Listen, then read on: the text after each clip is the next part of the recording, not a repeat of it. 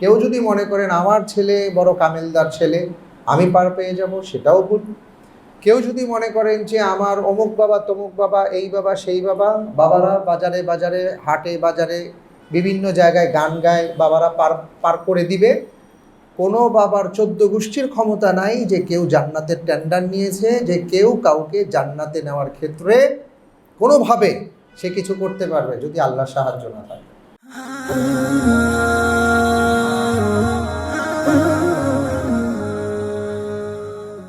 সম্মানিত মুসল্লিবৃন্দ, আলহামদুলিল্লাহ, আল্লাহ তাআলা আসলে সবার নসিবে সব কিছু রাখেন না, সবার তৌফিকে সব কিছু রাখেন না। পবিত্র কোরআনুল কারীমে তাই তিনি বলেছেন, ওয়া মান ইয়াত্তাকিল্লাহা ইয়াজআল লাহু মাখরাজা, যে আল্লাহকে ভয় করে আল্লাহ তাআলা তার পথকে বাতলে দেন, তার জন্য তার পথকে সহজ করে দেন। ওমর ইবনুল খাত্তাব রাদিয়াল্লাহু তাআলা আনহু একটা চমৎকার উক্তি করেছিলেন যে দেখো, তুমি আল্লাহর কাছে চাইতে পারো কিনা, আল্লাহর কাছে দোয়া করতে পারো কিনা সেইটা দেখো। দোয়া কবুল হবে কি হবে না সেটা পরের ব্যাপার, সেটা তোমার বিষয় না। আমরা অনেক সময় অনেক বিষয় নিয়ে খুব টেনশন করি, হ্যাঁ এটা আমার হবে কি হবে না, সেটা পরে, এটা যার দায়িত্বে আছে তিনি দেখবেন। কিন্তু আমাকে দায়িত্ব দেওয়া হয়েছে করে যাওয়ার জন্য, আমাকে দায়িত্ব দেওয়া হয়েছে আমল করার জন্য। তো এই যে আমরা এখানে যারা বসেছি, এই যে বসার যে আমলটা, আমার কাজটা আমি করার চেষ্টা করেছি, বাকি আল্লাহর হাতে। যে আল্লাহ যদি চান এই আমলটা যদি আমাদের জন্য কবুল করেন, হতে পারে আমাদের দৃষ্টিতে যেটা ছোট, কিয়ামতের ময়দানে এই ছোট্ট আমলটাই এত বড় আকারে হবে যে এই আমলের বিনিময়ে আল্লাহ আমাদেরকে জান্নাত দিয়ে ধন্য করতে পারেন। আল্লাহ এই জন্য আমাদের সবাইকে বেশি বেশি ভালো কাজ করার তৌফিক দান করুন। আমিন। সম্মানিত মুসল্লি ভাইদের উদ্দেশ্যে বলছি যে আলহামদুলিল্লাহ, এর আগে আমরা সূরা হুদের একটা গুরুত্বপূর্ণ জায়গায় এসে থেমেছিলাম, যেখানে হযরতে নূহ আলাইহিস সালাতু ওয়াস সালাম তিনি অল্প কিছু সংখ্যক ঈমানদারদেরকে নিলেন আর প্রত্যেকটা প্রাণী থেকে জোড়ায় জোড়ায় কিস্তিতে নিলেন। কিস্তিতে সবাই আরোহণ করলেন। উপর থেকে বৃষ্টি শুরু হয়ে গেল, নিচের থেকে জমিন থেকে পানি উৎসারিত হচ্ছে। যেই জমিন এতটা শুষ্ক ছিল, মানুষ কোনোদিন কল্পনাও করতে পারে নাই যে কোনোদিন এই জমিন ভিজতে পারে, এইভাবে ভাসতে পারে। এবং আল্লাহ রসুল সাল্লাল্লাহু আলাইহি ওয়াসাল্লামের হাদিস আর কোরআনুল কারীমের এই আয়াত থেকে আমরা যেটা উপলব্ধি করি সেটা হলো, হযরত নূহ আলাইহিস সালাতু ওয়াস সালামের আগে কিস্তির কোনো দরকারও ছিল না। তাহলে বুঝে নেন যে ওই অঞ্চলের মানুষগুলো সমুদ্র বলি অথবা নদী বলি অথবা হ্রদ বলি, সেখান থেকে তারা কতটা দূরে অবস্থান করত। তাদের কিস্তির দরকার ছিল না বলে তারা এটা তৈরিও করে নাই কোনোদিন।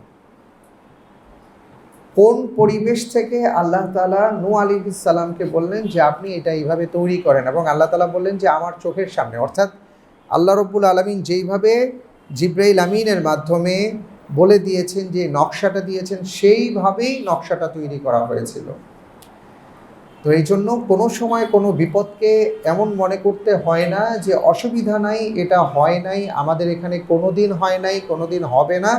হবে না বলে কোনো কথা নাই। যদি আল্লাহ চান, যেই কোনো মুহূর্তে যেই কোনো অবস্থায় হয়ে যেতে পারে। বান্দাদেরকে তখনই আল্লাহ শাস্তি দেন যখন বান্দারা মনে করে যে এটা হবেই না, বা কোথায় তুচ্ছ তাচ্ছিল্য যখন করে, তখন শাস্তি অবধারিত হয়। তো নূহ আলাইহিস সালাতু ওয়াস সালামের সময়ে উনি কিস্তিতে উঠে গেলেন। তো কিস্তিতে উঠার পরে এমন একটা ঘটনা শোনা যায় যেটার কোনো বাস্তবতা নাই, আমি প্রসঙ্গক্রমে বলে দিচ্ছি। সেটা হলো, নূহ আলাইহিস সালাতু ওয়াস সালাম যখন কিস্তিটা নির্মাণ করছিলেন, তখন তার জাতির অনেক লোকজন ঠাট্টা মশকরা হাবিজাবি করেছে। আমাদের বাংলাদেশে কিছু প্রচলিত কিছু কথা আছে, তো এর মধ্যে এমন অনেক প্রচলিত কথার একটা কথা হলো যে নূহ আলাইহিস সালাতু ওয়াস সালাম যখন কিস্তি তৈরি করছিলেন, তার জাতির দুষ্ট ছেলেরা ওখানে টয়লেট করে একদম নষ্ট করে দিয়েছে। পরবর্তীতে আবার কেউ একজন এসে, কুষ্ঠরোগী, ওখান থেকে কোনোভাবে পড়ে গিয়েছিল এবং তার রোগটা ভালো হয়েছে। পরবর্তীতে সবাই আবার সেই সব পরিষ্কার করে নিয়ে গিয়েছে। এই বর্ণনাগুলোর আসলে কোনো বাস্তবতা পাওয়া যায় না, এটা আমি প্রসঙ্গত বললাম। তো নূহ আলাইহিস সালাতু ওয়াস সালাম এবার কিস্তিতে ওঠার পরে তিনি বললেন, বিসমিল্লাহি মাজরিহা ওয়া মুরসাহা ইন্না রাব্বি লাগাফুরুর রাহিম। যে আল্লাহর নামে ছেড়ে দিলাম এবং এটার পরিচালক আল্লাহ সুবহানাহু ওয়া তাআলা, আমার রব, তিনি ক্ষমাশীল, দয়াবান। আমরা যারা নৌকায় বা পানিপথে আরোহণ করি অথবা কিস্তিতে উঠি তখন এই দোয়াটা পড়তে হয়। আমরা কি জানি এটা অনেকে আমরা জানি না। এই দোয়াটা শিখে ফেলবেন। যখন আপনি কোনো নদী পথে, নদীর যানবাহনে আরোহণ করবেন, এই দোয়াটা আপনারা পড়বেন। বিসমিল্লাহি মাজরেহা ওয়া মুরসাহা ইন্না রাব্বি লাগফুরুর রাহিম।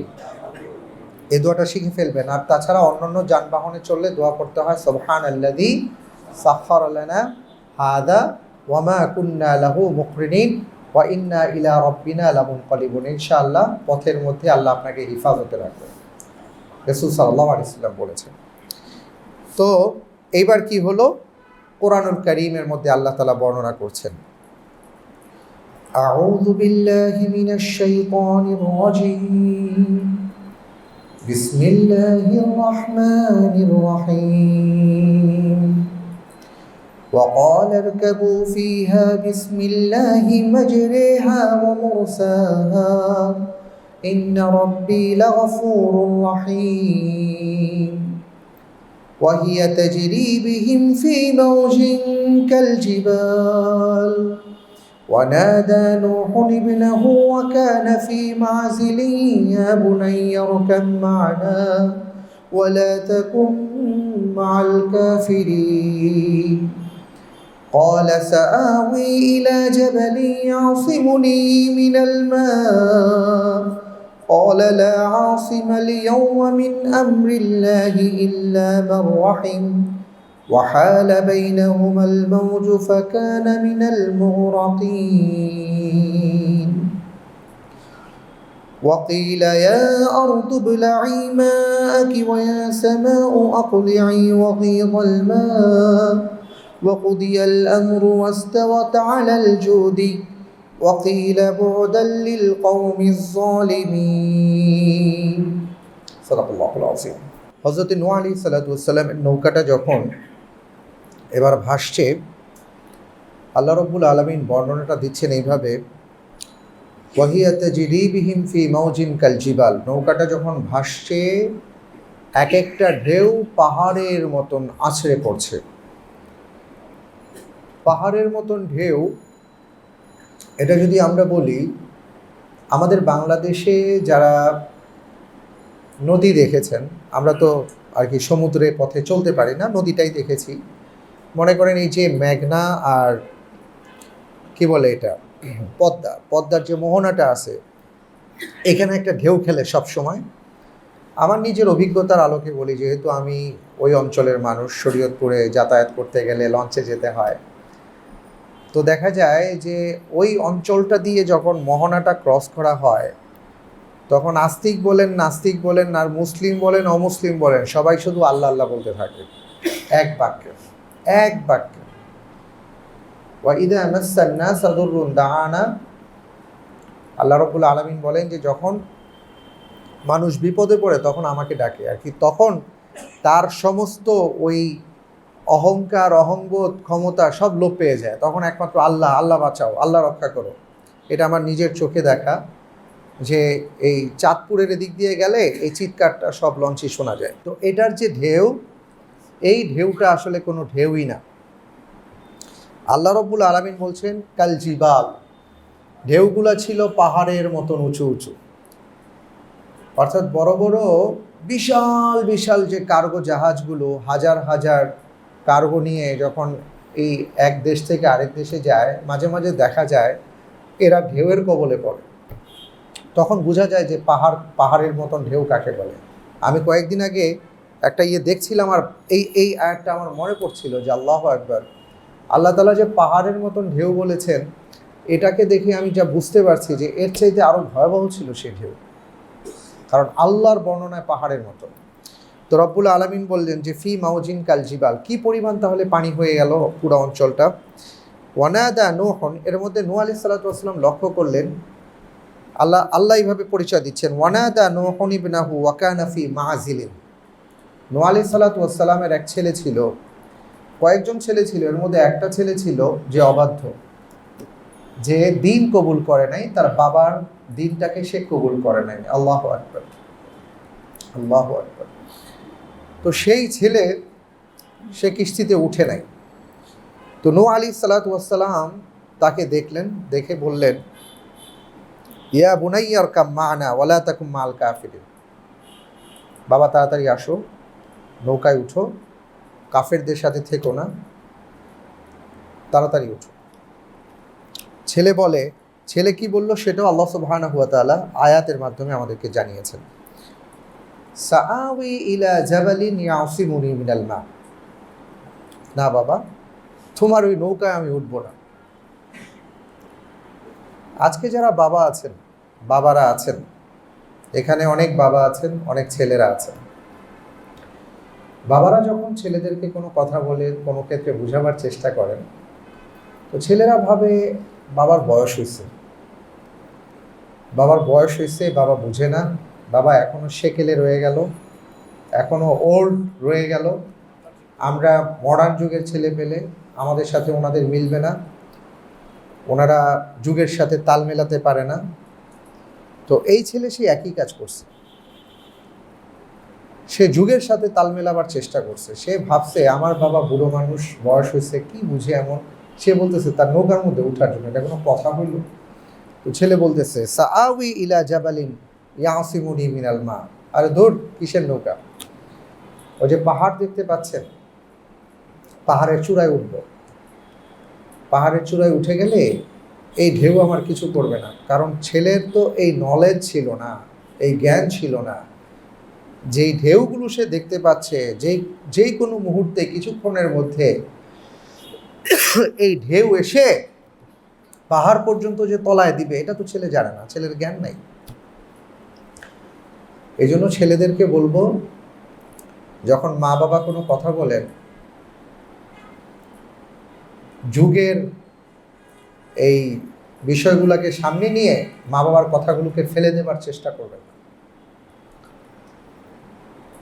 নিজেকে মডার্ন মনে করে, মা বাবার কথাগুলোকে ব্যাকডেটেড মনে করে সেই কথাগুলোকে ছুঁড়ে ফেলে দিবেন না। মা বাবার কথা শুনবেন। একটা বিষয় আমরা কখনো উপলব্ধি করি না, যে আজকে আমাদের মা বাবারা যে পর্যায়ে আসছেন, উনি কিন্তু আমাদের বয়সটা পার হয়ে এই পর্যায়ে আসছেন। ব্যাপারটা এমন না যে হুট করে আকাশ থেকে পড়ছেন 60 বছর বয়সে। আজকে আমরা যারা 30, 35 বছর, 25 বছর, 18 বছর, 13 বছর নিজেদেরকে মনে করি না যে আমরা অনেক বুঝি, আমাদের এটা ভাবতে হবে যে আমাদের মা বাবারা এই বয়সটা পার হয়ে দেন তারা এই পর্যায়ে আসছেন। সুতরাং তারা আমাদের চেয়ে অনেক বেশি অভিজ্ঞ। তো এই কারণে ছেলেদেরকে, সন্তানদেরকে এই কথাটা বলবো, যেটা সবসময় মাথায় রাখবেন। তো আল্লাহ রাব্বুল আলামিন বলছেন যে ছেলে যখন বলল যে বাবা তোমার ওই নৌকায় আমার ওঠার দরকার নাই, পাহাড়ের থেকে ওই পাহাড়ের চূড়ায় উঠবো ঢেউ থেকে বেঁচে যাওয়ার জন্য, তখন বাবা বললেন লা আসিমাল ইয়াউমা মিন আমরিল্লাহি ইল্লা মান রাহিম। আহারে ছেলে, বাবা রে, তুমি তো জানো না আজকের কাহিনীটা কি হবে, এটা তো আমি জানি। এই জ্ঞান তো তোমার কাছে নেই, এই জ্ঞান তোমার কাছে নাই, এটা আমার কাছে আছে। আর সেটা হলো লা আসিমাল ইয়াউমা মিন আমরিল্লাহি ইল্লা মান রাহিম। আল্লাহ যাকে রহম না করবেন সে ছাড়া আজকে কেউ বাঁচবে না।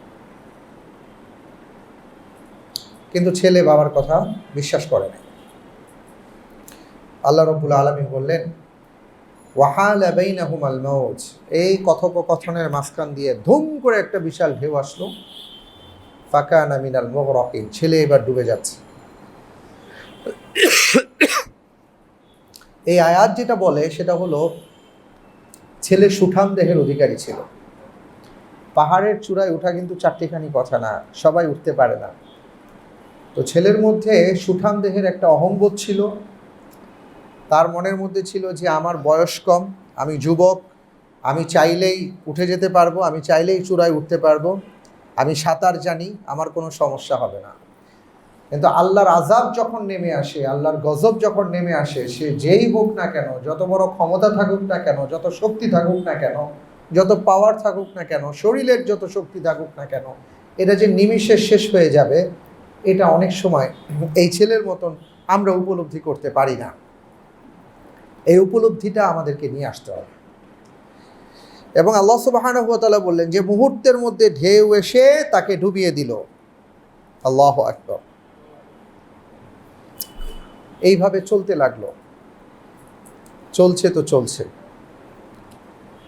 40 দিন এই অবস্থায় চলছে। বিভিন্ন বর্ণনা বিভিন্ন রকম আসছে, আমরা ধরে নিচ্ছি 40 দিন। এরপরে একটা পর্যায়ে আল্লাহ সুবহানাহু ওয়া তাআলা বললেন ওয়াকিলা ইয়া আরদু বলাঈ মাআক, বলা হলো হে জমিন এবার তুমি তোমার পানিটাকে গিলে নাও। ইবলাঈ মাআক, যে পানি তুমি ছেড়ে দিয়েছিলে এটা তুমি নিজের ভেতরে নিয়ে নাও। ওয়া ইয়া সামাউ আকলিঈ, হে আকাশ তুমি ক্ষান্ত হও, অনেক পানি বর্ষণ করছো, এবার থামো। ওয়াকুদিয়াল আমরু ওয়াস্তাওয়াত আলাল জুদি, আল্লাহর যে ফয়সালা সে ফয়সালা অনুপাতে বৃষ্টি বর্ষণ কমে গেল, বন্যার পানিও নেমে গেল। আল্লাহ রাব্বুল আলামিন বললেন ওয়াস্তাওয়াত আলাল জুদি, নূহ আলাইহিস সালাতু ওয়াস সালামের সেই কিস্তি জুদির উপরে স্থিতিশীল হলো।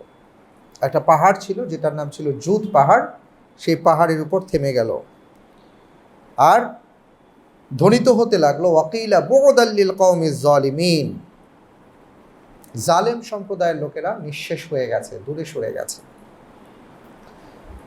এই 3টা আয়াত থেকে আজকে যে ব্যাপারটা আমাদের সামনে আসছে, 1 নাম্বার হলো দেখেন আজকের সমাজে আমরা যারা মনে করি আমার বাবা অনেক কামেলদার লোক ছিলেন, তো বাবা যেহেতু কামেল ছিলেন সেই হিসাবে ছেলে পার পেয়ে যাব, এই কথার কোনো ভিত্তি আছে? যেখানে একজন উলুল আজমি মিনার রসুল, আল্লাহ রব্বুল আলামিন কর্তৃক প্রেরিত পৃথিবীর বুকে যত বড় বড় নবী এবং রসুলকে পাঠিয়েছেন তার মধ্যে অন্যতম হচ্ছে নূহ আলাইহিস সালাম। নূহ আলাইহিস সালাতু ওয়াস সালাম তিনি তার পুত্রকে ঈমানের পথেও পরিচালিত করতে পারেন নাই এবং তাকে বাঁচাতে পারেন নাই। কারণ ঈমান আল্লাহর হাতে, হেদায়েত আল্লাহর হাতে, এবং যে কেউ চাইলেই যাকে তাকে হেদায়েত দিতে পারে না এবং যাকে তাকে সে জান্নাত দিতে পারে না। যদি সেটাই হতো তাহলে হযরতে নূহ আলাইহিস সালাতু ওয়াস সালাম তিনি তার সন্তানের ক্ষেত্রে কোনো না কোনোভাবে তাকে চেষ্টা করে বাঁচাতে পারতেন, কিন্তু পারেন নাই। আজকের এই সমাজে আমরা যদি মনে করি যে আমার বাবা বড় কামেলদার লোক আমি পার পেয়ে যাব, এটা ভুল। কেউ যদি মনে করেন আমার ছেলে বড় কামেলদার ছেলে আমি পার পেয়ে যাব, সেটাও ভুল। কেউ যদি মনে করেন যে আমার অমুক বাবা তমুক বাবা, এই বাবা সেই বাবা, বাবারা বাজারে বাজারে হাটে বাজারে বিভিন্ন জায়গায় গান গায়, বাবারা পার করে দিবে, কোনো বাবার 14 গোষ্ঠীর ক্ষমতা নাই যে কেউ জান্নাতের টেন্ডার নিয়েছে, যে কেউ কাউকে জান্নাতে নেওয়ার ক্ষেত্রে কোনোভাবে সে কিছু করতে পারবে যদি আল্লাহ সাহায্য না থাকে। এই আয়াতগুলো আজকে আমাদেরকে এই শিক্ষা দিচ্ছে। কারণ কোনো পৃথিবীর যত বড় বাবাই যে দাবি করুক না কেন, সে কিছুতেই নূহ আলাইহিস সালাতু ওয়াস সালামের চেয়ে বড় আল্লাহওয়ালা না। কিন্তু তিনি তার পুত্রকে রক্ষা করতে পারেন নাই। ইন্নাকা লা তাহদি মান আহবাবতা ওয়ালাকিন্নাল্লাহা ইয়াহদি মান ইয়াশা, কেউ কাউকে চাইলে হেদায়েত দিতে পারে না। কেউ যদি মনে করেন যে আমার নাম আব্দুল্লাহ আব্দুর রহমান এবং আমার ছেলের নাম এইটা, এই উসিলায় আল্লাহ মাফ করে দিবেন, তাহলে তার জন্য বড় প্রমাণ হচ্ছে এটা যে একই ফ্যামিলি হওয়া সত্ত্বেও বাবা জান্নাতি হবেন, ছেলে জাহান্নামী হচ্ছে। ঠিক না ভাই? হযরত নূহ আলাইহিস সালাতু ওয়াস সালাম জান্নাতি, আর তার এই পুত্র সন্তান কি হবে? জাহান্নামী। একই পাতিলের ভাত খাইলেই যে দুনিয়াতে একই পাতিলের ভাত খেয়েছি বলে জান্নাতেও একই জায়গা থেকে থাকতে পারবো, খেতে পারবো, এটার কোনো ভিত্তি নেই। আব্দুল্লাহ আব্দুর রহমান তসলিমা নাসরিন নাম হলেই যে জান্নাতে চলে যাবে ব্যাপারটা এমন না। আমল কথা বলবে, আমল কথা বলবে। আমল যদি ঠিক হয় তাহলে জান্নাত, আমল ঠিক না হলে জাহান্নাম। এবার আমি যেই হই না কেন, পরিবার দিয়ে বাঁচতে পারবো না, বংশ পরম্পরায় বাঁচতে পারবো না, নামের গুণেও বাঁচতে পারবো না, বাঁচতে হবে আমলের মাধ্যমে। এটা হলো তার বড় প্রমাণ। এই জন্য আল্লাহ তাআলা বলেছেন ওয়ালা তাজিরু ওয়াজিরাতু উযরা উখরা, প্রত্যেকের হিসাব প্রত্যেককে দিতে হবে। ভাই আপনি আমি কে? খাদিজাতুল কুবরা রাদিয়াল্লাহু তাআলা আনহাকে কবরে নামানোর আগে রাসূল সাল্লাল্লাহু আলাইহি সাল্লাম কবরে গড়াগড়ি খেয়েছেন, জীবনী দেখবে। কবরে বসেছিলেন, সবাই চলে যাবার পরেও কবরে বসেছিলেন আর দোয়া করেছেন আল্লাহুম্মা সাব্বিতহা, আল্লাহুম্মা সাব্বিতহা। আল্লাহ খাদিজা যেন প্রশ্নের উত্তর দিতে পারেন, তাকে আপনি স্থিতিশীল রাখুন। সুবহানাল্লাহ। আমাদের মা খাদিজার জন্য রাসূল সাল্লাল্লাহু আলাইহি ওয়াসাল্লাম এইভাবে দোয়া করেছেন, কবরস্থানে কবরের সামনে বসেছিলেন কবর দেওয়ার পরে। কারণ তিনি জানেন ফেরেশতারা খাদিজা রাদিয়াল্লাহু তাআলা আনহার পক্ষ থেকে আল্লাহর রসুলের কাছে আসবেন না, খাদিজা রাদিয়াল্লাহু তাআলা আনহার কাছেই জিজ্ঞেস করবেন। আমাদেরকে এগুলো ভাবতে হবে, চিন্তা করতে হবে, এই আয়াত থেকে শিক্ষা নিতে হবে। কেউ কাউকে রক্ষা করতে পারে না, কেউ কাউকে বাঁচাতে পারে না। আর দ্বিতীয় যে বিষয়টা আমাদের সামনে আসছে সেটা হলো যে আল্লাহর আযাব যেই কোনো সময়, যেই কোনো মুহূর্তে, যেই কোনো অবস্থাতে আসতে পারে। এটা মনে করার কোনো কারণ নাই যে অমুক জায়গায় হচ্ছে আমাদের এখানে হবে না। দেখেন যখন করোনা শুরু হয়েছিল, প্রথম যখন চায়নাতে এটার উৎপত্তি হয়, তখন আমরা কেউ ভাবতে পারি নাই যে আজকে আমরা যারা একসাথে বসেছি এখান থেকে এমন হাজার হাজার মানুষ চলে যাবে, তাই না? কেউ ভাবতে পারি নাই। ওয়াত্তাকু ফিতনাতান লা তুসিবান্নাল্লাযীনা যালামু মিনকুম খাসসা ওয়া'লামু আন্নাল্লাহা শাদীদুল ইকাব। আল্লাহ তাআলা বলছেন ওই ফিতনাকে, ওই পরীক্ষাকে, ওই আযাব, ওই গজবকে তোমরা ভয় করো যদি আল্লাহ সামষ্টিকভাবে সেই আযাবকে ছেড়ে দেন। লা তুসিবান্নাল্লাযীনা যালামু মিনকুম খাসসা, ওই ফিতনা, ওই পরীক্ষা আসার পরে এটা হলো সেই ঢেউয়ের মতন। কে নামাজি, কে নামাজি না, কে মুসলিম, কে অমুসলিম এগুলা দেখে না, সে একসাথে আসবে। তোমার হিসাব নিকাশ পরে হবে, কিন্তু যখন আযাবটা আসবে বা পরীক্ষা আসবে সবাই একসাথেই নিপতিত হবে। ওই আযাব আসার আগে আল্লাহকে ভয় করো। তৃতীয় যে বিষয়টা আমরা পেয়েছি সেটা হলো যখন সমাজের মধ্যে, রাষ্ট্রের মধ্যে গজব, অপরাধে সয়লাভ হয়ে যায়, তখন আল্লাহ তাআলা মাঝে মাঝে এমন ধ্বংসযজ্ঞ চালান, ওয়াকিলা বু'দাল লিল কওমিজ জালিমিন, এরপরে আকাশে ধ্বনিত হয় জালেম সম্প্রদায় শেষ হয়ে গেছে। আবার একটা সময় পর্যন্ত আল্লাহ তাআলা সেই সমাজকে তাওহীদের উপর প্রতিষ্ঠিত রাখেন। আমাদের সমাজের আশেপাশে যা হচ্ছে, যা দেখতে পাচ্ছি, কিছুদিন আগে ভূমিকম্প হয়েছিল ফজরের ওয়াক্তে, অনেকে টের পেয়েছেন, অনেকে পান নাই। এই ভূমিকম্পটা হলো ওয়ালানুযীকান্নাহুম মিনাল আযাবিল আদনা দুনাল আযাবিল আকবার লাআল্লাহুম ইয়ারজিউন। আল্লাহ তাআলা বলছেন যে বড় আযাব পাঠানোর আগে ছোট ছোট আযাব আমি দেই যাতে করে মানুষ ফেরত আসে।